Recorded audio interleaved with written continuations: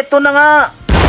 Ginawangan pa ako si Jing dito at ginawang martilyo ang dambuhalang bakal na ito. At sa kabutihang palad ay nakaiwas naman agad dito si Jing at tumama nga siya sa basag na bato.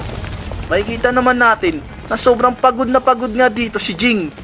Tiyak naman na matinding puwersa at aura din ang ginamit ni Jing para lang makatakas siya doon. Pasensya na mga kasama, kung hindi ko siya matatalo. Ibang klase ang matandang ito. Kahit pa man, kayong lahat ay lumaban sa kanya. Ngayon ay hindi pa rin siya pagod, ni hindi man lang nabawasan ng kanyang puwersa at ang kanyang aura ay ganun pa din.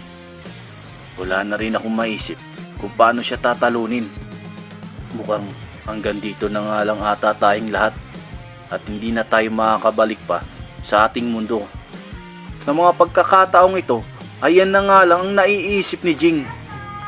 Dahil nga, kahit siya pa man ay may lakas pa, ngunit kukulangin pa rin ito para nga talunin etong si Don Prix, ang hari ng Dark Continent. Pasensya na mga kasama, lalong lalo na sa'yo, Gon. Tiyak, hindi ako mapapatawa